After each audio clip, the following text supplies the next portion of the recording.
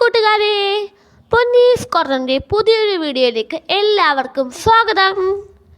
കന്യാകുമാരി ജില്ലയിൽ വ്യാപിച്ചു കിടക്കുന്ന 12 ശിവക്ഷേത്രങ്ങളെ ബന്ധപ്പെടുത്തിയാണ് ശിവാലയോട്ടം നടക്കുന്നത്.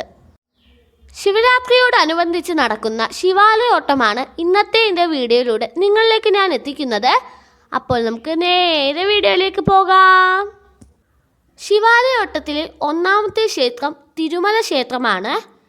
തിരുവനന്തപുരം കന്യാകുമാരി ദേശീയപാതയിൽ കുരുത്തുറ ജംഗ്ഷനിൽ നിന്നും വലത്തോട് തിരിഞ്ഞാണ് ക്ഷേത്രത്തിലേക്ക് പോകേണ്ടത്.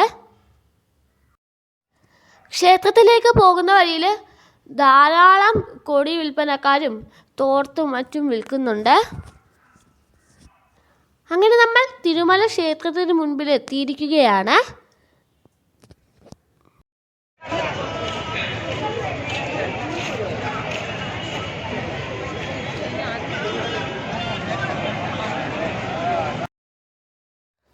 ക്ഷേത്രത്തിന് മുൻപിലായി ഒരു ക്ഷേത്രക്കുളം ഉണ്ട്.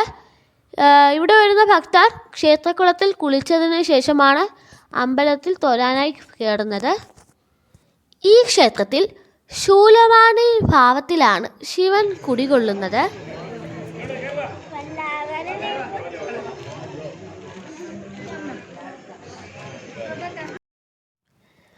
ഒന്നാമത്തെ ക്ഷേത്രമായ തിരുമല ക്ഷേത്രത്തിന് മുമ്പിലാണ് ഞാനിപ്പോൾ നിൽക്കുന്നത്.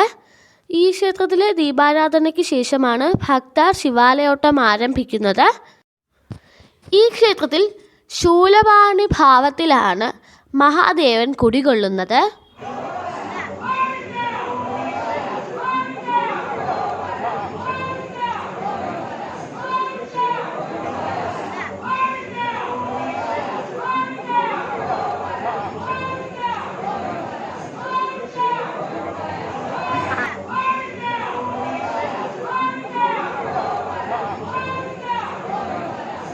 തിരിച്ചു വരുന്ന വഴിയിൽ ഞങ്ങളും വണ്ടിയിൽ വെക്കാനായി 2 കൊടി വാങ്ങിച്ചു.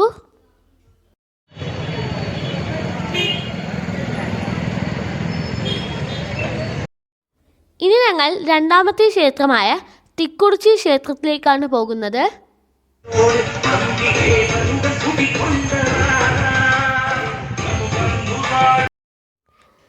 ശിവാലയോട്ടത്തിലെ രണ്ടാമത്തെ ക്ഷേത്രമായ തിക്കുറിച്ചി ക്ഷേത്രത്തിന് മുൻപിലാണ് ഞാനിപ്പോൾ നിൽക്കുന്നത്.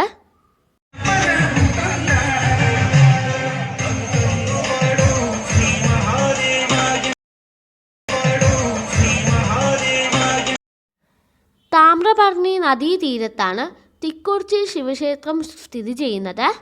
നന്ദിവാഹനം സാധാരണ ക്ഷേത്രങ്ങളിൽ കാണുന്നത് പോലെ ഈ ക്ഷേത്രത്തിൽ ശിവന്റെ പ്രതിഷ്ഠയ്ക്ക് മുൻപിൽ നന്ദിവാഹനമില്ല.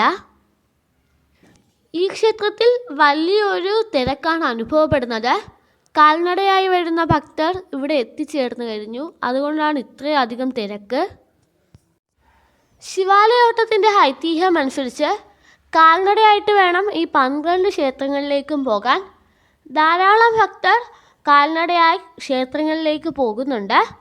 പക്ഷേ ഇപ്പോൾ ആളുകളുടെ സൗകര്യം അനുസരിച്ച് അവരവരുടെ വാഹനത്തിലും ക്ഷേത്രങ്ങളിലേക്ക് പോകുന്നുണ്ട്.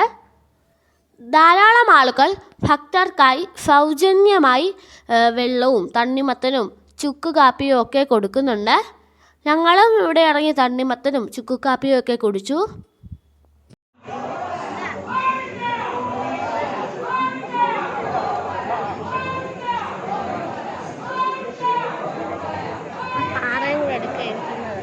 ഞങ്ങളിനി മൂന്നാമത്തെ ക്ഷേത്രത്തിലേക്ക് പോവുകയാണ്.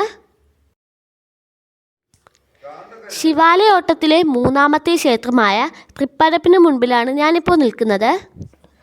പ്രകൃതി രമണീയത കനിഞ്ഞനുഗ്രഹിച്ച സ്ഥലം കൂടിയാണിവിടം. ഈ ക്ഷേത്രത്തിനോട് ചേർന്നു തന്നെയാണ് പ്രശസ്തമായ തൃപ്പരപ്പ് വെള്ളച്ചാട്ടം സ്ഥിതി ചെയ്യുന്നത്. തൃപ്പരപ്പ് ക്ഷേത്രത്തിലെ അഭിഷേക ജലം അന്തർവാഹിനിയായി വെള്ളച്ചാട്ടത്തിൽ ലയിക്കുന്നു എന്നാണ് സങ്കല്പം. ദക്ഷനെ വധിച്ച വീരഭദ്ര രൂപത്തിലാണ് പരമേശ്വരൻ ഇവിടെ കുടിയിരിക്കുന്നത്. തൃപ്പരപ്പ് ക്ഷേത്രത്തിൽ പടിഞ്ഞാറ് ദർശനമായാണ് ഭഗവാൻ ഇരിക്കുന്നത്. ഞാൻ നേരത്തെ സൂചിപ്പിച്ചല്ലോ, ഇപ്പോൾ അധികം പേരും ടൂ വീലറിലൊക്കെയാണ് വരുന്നതെന്ന്. ഇവിടെ വാഹനം കൊണ്ട് നിറഞ്ഞിരിക്കുകയാണ്.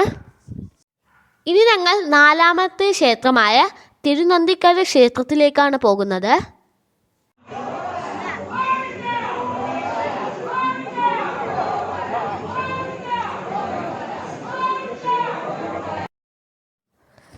തൃപ്പരപ്പിൽ നിന്നും കുലശേഖരം വഴി 8 കിലോമീറ്റർ സഞ്ചരിച്ചാൽ തിരുനന്ദിക്കര ക്ഷേത്രത്തിലെത്താം. നന്ദിയാറിൻ്റെ കരയിലാണ് ക്ഷേത്രം സ്ഥിതി ചെയ്യുന്നത്.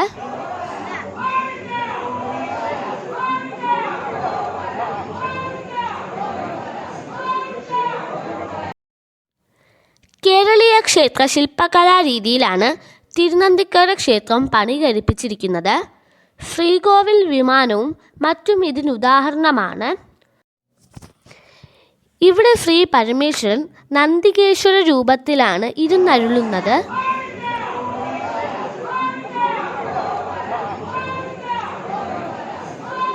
ശിവാലയോട്ടത്തിലെ 4ാമത്തെ ക്ഷേത്രമായ തിരുനന്ദിക്കര ക്ഷേത്രത്തിന് മുൻപിലാണ് ഞാനിപ്പോൾ നിൽക്കുന്നത്. ഇനി അടുത്തതായി ഞങ്ങൾ 5ാമത്തെ ക്ഷേത്രമായ പൊന്മന ക്ഷേത്രത്തിലേക്കാണ് പോകുന്നത്. തിരുനന്ദിക്കര ക്ഷേത്രത്തിൽ നിന്നും 8 കിലോമീറ്റർ അകലെയാണ് പൊന്മന ക്ഷേത്രം സ്ഥിതി ചെയ്യുന്നത്.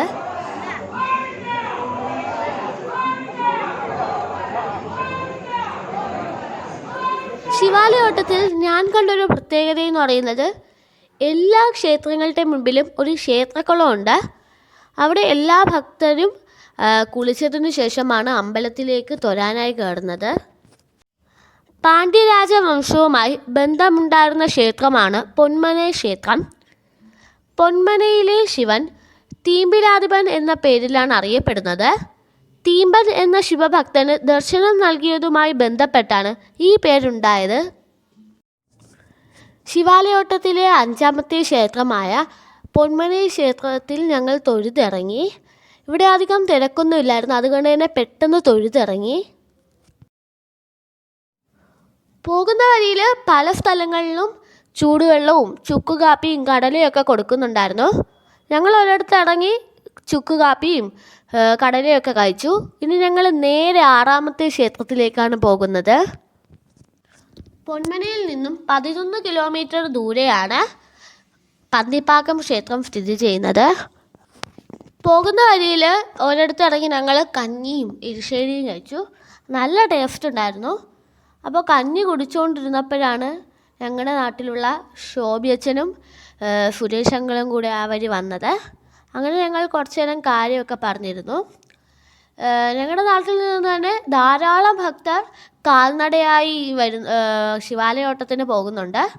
സുരേഷ് അങ്കിളും ശോഭിയച്ഛനും രാവിലെ 10 മണിക്ക് മുമ്പ് ക്ഷേത്രത്തിൽ നിന്ന് ഇറങ്ങിയതാണ്.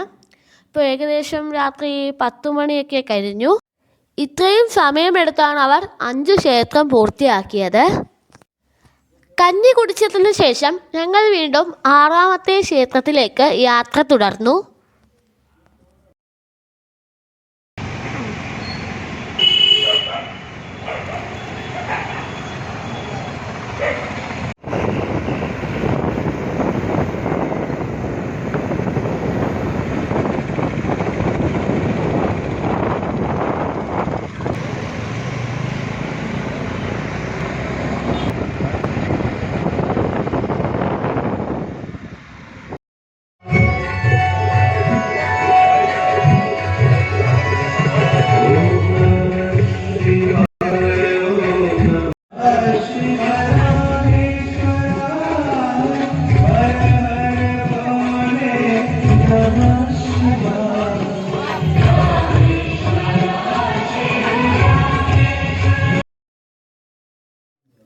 പരന്നു കിടക്കുന്ന നെൽവയലുകൾക്കും തലയുയർത്തി നിൽക്കുന്ന കുന്നുകൾക്കുമിടയിലാണ് പന്നിപ്പാകം ക്ഷേത്രം സ്ഥിതി ചെയ്യുന്നത്.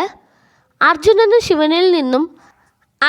ശിവനിൽ നിന്നും പാശുപതാസ്ത്രം നേടിയ കഥയുമായി ഈ ക്ഷേത്ര ഐതിഹ്യം ബന്ധപ്പെട്ട് കിടക്കുന്നു. അതിൽ നിന്നാണത്രേ ഈ ക്ഷേത്രത്തിന് പന്നിപ്പാകം എന്ന പേര് ലഭിക്കാൻ കാരണം. ഈ ക്ഷേത്രത്തിനു സമീപത്തായി നെൽവയലുകൾക്ക് നടുവിലായി കാട്ടാളൻ കോവിൽ എന്നൊരു ക്ഷേത്രവുമുണ്ട്.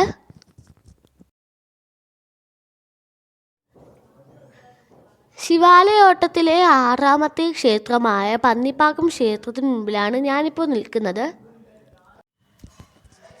ഈ വീഡിയോയിൽ ഞാൻ ശിവാലയ ഓട്ടത്തിലെ ആദ്യത്തെ 6 ക്ഷേത്രങ്ങൾ മാത്രമാണ് ഉൾപ്പെടുത്തിയിട്ടുള്ളത്. ഇനിയുള്ള 6 ക്ഷേത്രങ്ങൾ ഞാൻ മറ്റൊരു വീഡിയോയിൽ ചെയ്യും. അപ്പോൾ നമുക്ക് അടുത്ത വീഡിയോയിൽ കാണാം. Bye bye.